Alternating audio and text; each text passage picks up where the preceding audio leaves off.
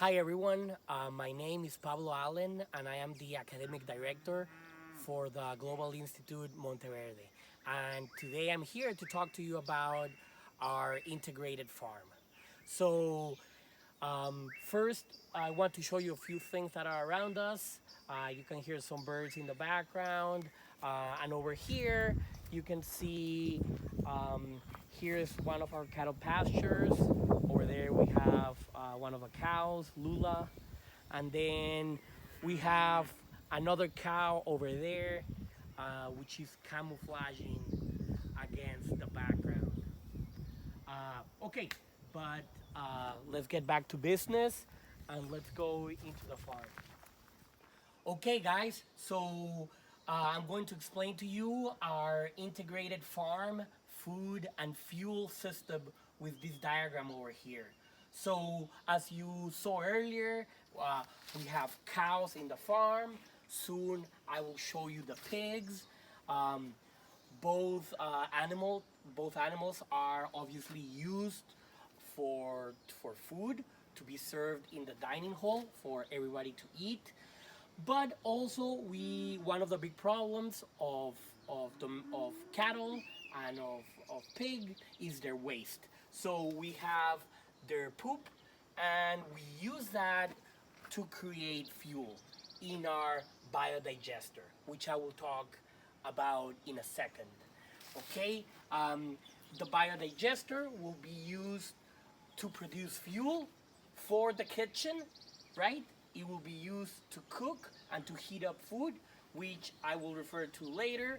And then um, the uh, the other part, the other product of the biodigester, which is the fertilizer, which I will talk about in a second, will also be used as fertilizer for crops. Um, and the water will be used to irrigate fodder for the cows, right? So you're starting to get this uh, image of a big integrated system. Now we're inside the animal pen. So over there, you can see the cow, and this is the cow pen.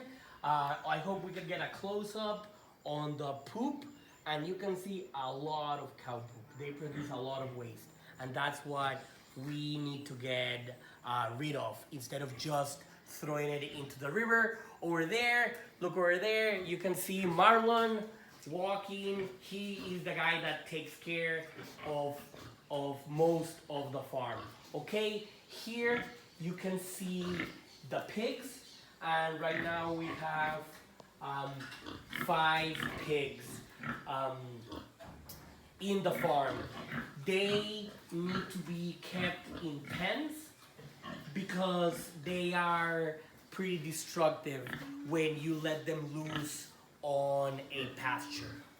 You might think that this is not, it doesn't look uh, very humane, but this is actually much better than the big CAFOs in the United States. So the poop from the pigs and the cows comes in, they're over there, and it comes in through this gray tube and it goes into that bottom polyethylene bag.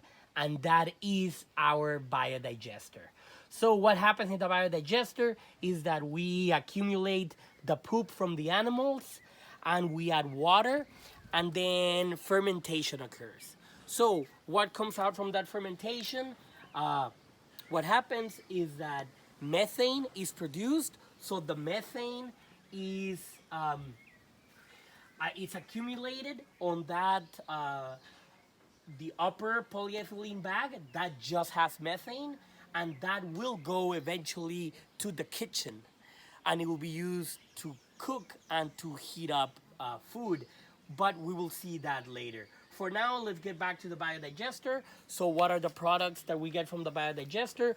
We get the methane, which is our fuel, and then we also get what remains on the water, the let's call it um, the the leftover solids.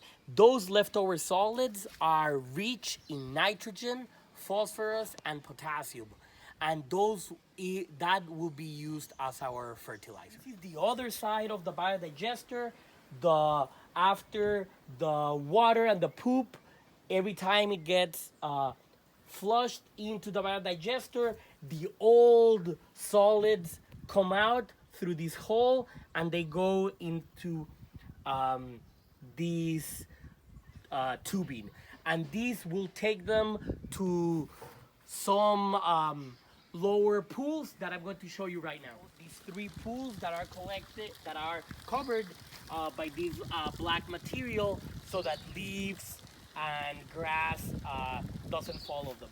So after the old solids are flushed out of the biodigester, they come to these pools, right?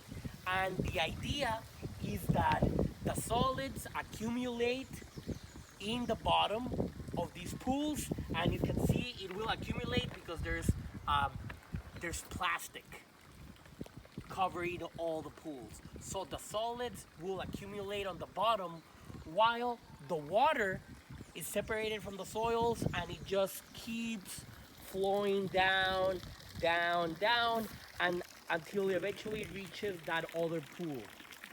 That other pool, I will talk about in a second, but the water from these, let's call them these solid collecting pools, goes down through that white tube. So let's come up here again. So again, the solids that accumulate in these pools are rich in nitrogen, phosphorus, and potassium, and they will be used as fertilizer. So what will happen is that after several months or even maybe a year, I am not sure on that detail, these will be cleaned up and all the solids will be taken out and used as fertilizer. I was talking about where the solids accumulated. So the water goes slowly through those three pools where the solids accumulate, and then they come down on the bigger white tube. The higher tube where water is coming from, that comes from a nearby creek. So as you can see, we accumulate the water here and we add water from the creek, and this water is already clean. As you can see, there is some fish swimming around it. Those fish are tilapia, which can be used for consumption but are not part of our diet on campus. But they could be used for feeding. As you can see, they're healthy and swimming around. Okay, so what do we do with this water? So it accumulates here. We add water from a creek, and after that it goes into this field here in the back. And what we have here is this tall grass that it is regularly harvested and it is fed to the cattle.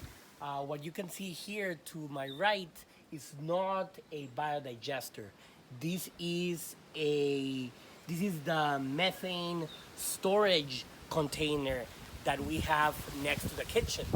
So the methane comes from the biodigester that you saw previously and from the big biodigester that we will see later, and that it is stored here for use in the kitchen. And the kitchen is right over there in that red building. Now we're inside the dining hall.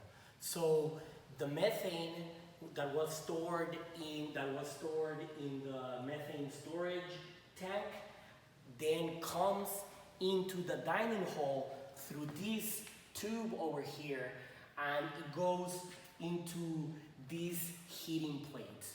So what we're doing here, as I said earlier, is that we're using uh, the methane as fuel. And what we're doing is burning the methane to heat up the food before it is served.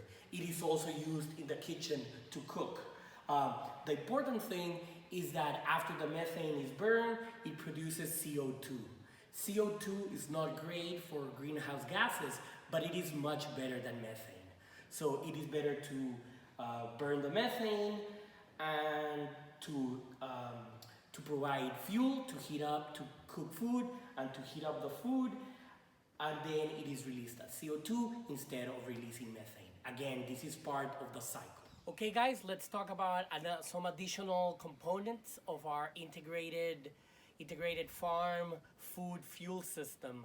So here we have the dining hall, as you just saw, the inside. After people eat, the students and the staff, there are some food scraps. Some of those food scraps are good to compost, which we will show you the composting later. But also some other of those food scraps cannot be composted, and those are given to the pigs. So we take those back to the farm and we give those scraps to the pigs. The other thing that our pigs eat is something that we grow all around the farm. So you see some over here. We have again the methane tank here, and then we have some more of these plants here. You might think these are bananas if you know how bananas look, and you can see some of the fruits here. So this is not exactly your yellow banana that you will get in a supermarket in the United States. This is what we call cuadrado, which translates to square, I guess because of the kind of square shape that they have. But we boiled these banana type fruits and we feed them to the pigs. So as you can see, we have a lot of these around our campus, and we use them to feed the pigs, plus also the food scraps and some concentrate. So I showed you earlier what we call the small biodigester, which is what we have for the farm animals. And I show you how that produces methane for the kitchen. Well, we have a secondary and much bigger biodigester, which is this one. And this one, what this one gets is not the animal farm, the farm animal poop. What this one gets is our poop. The poop from students, from staff, from everyone that comes to our campus. So that's why this one is much bigger. Again, same thing. The methane goes up into the campus and into that methane collecting tank that I showed you earlier. And then we don't get any, sorry, let's get the parakeets going.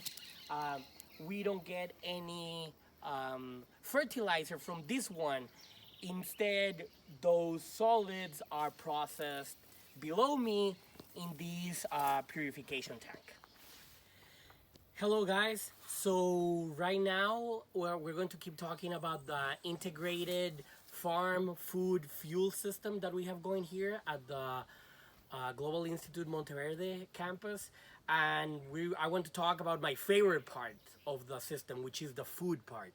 Okay, so here we are inside a little greenhouse that we have on the organic garden, and this is obviously very important because here is where we produce a lot of the food that we consume on campus.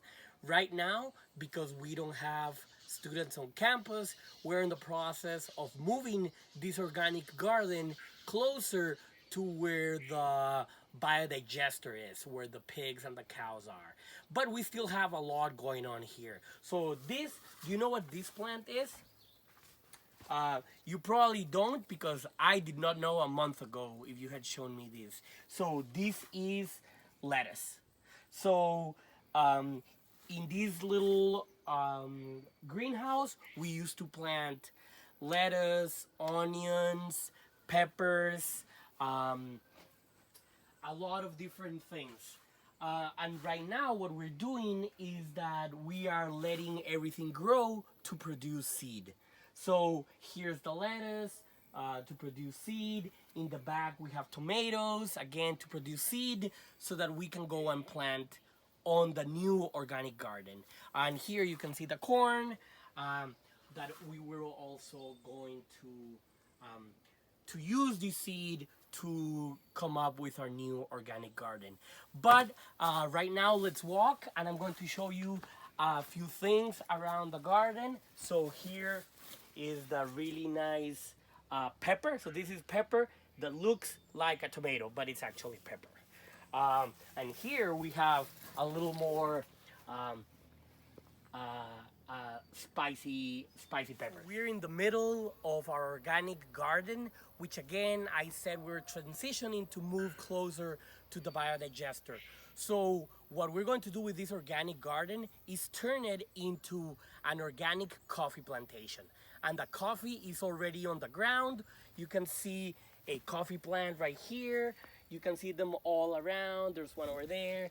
There's one over there. That ants are actually attacking these damn leafcutter ants. Okay, but yeah, we're turning this into an organic coffee plantation. But we still have some remnants of the organic garden. So for example, right here, I'm going to take out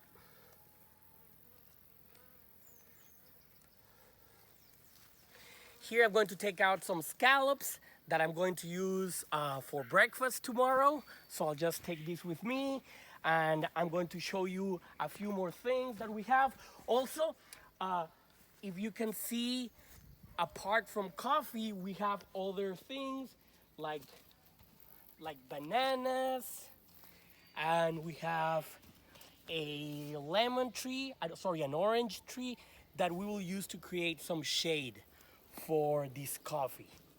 Okay, so again, a few more remnants. You can see here some cabbage. This cabbage is almost ready to be used for salad. And then finally, I'm going to show you some of this. Do you know what this is? No? This is sugarcane. So again, we're going to, I'll be right back. I'm going to go through in the back.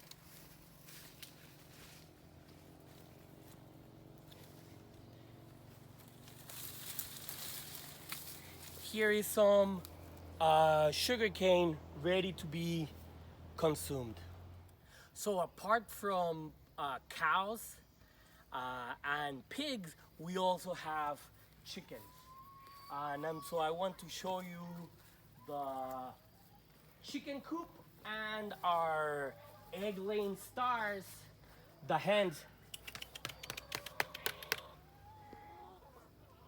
Well, they're not being very friendly right now, but we have 28 hens right now, and they lay a lot of eggs per week that we are consuming, that I consume every day. Here they come. They are very friendly because they think we're going to feed them right now, but they were already fed this morning. Okay, and so let's move on. Here we have our composting. So what we do with a lot of the cow manure, the chicken poop, uncooked scraps from the kitchen like eggshells, leftover salad, and a lot of also uncooked leftover food is that we compost it using earthworms. So I'm not going to talk a lot about that process, but again, this is part of a circular system, right? A lot of the leftover food, a lot of the animal poop, like the chicken poop, is used back again by us. Here we use it to compost and to make new fertilizer for the organic garden.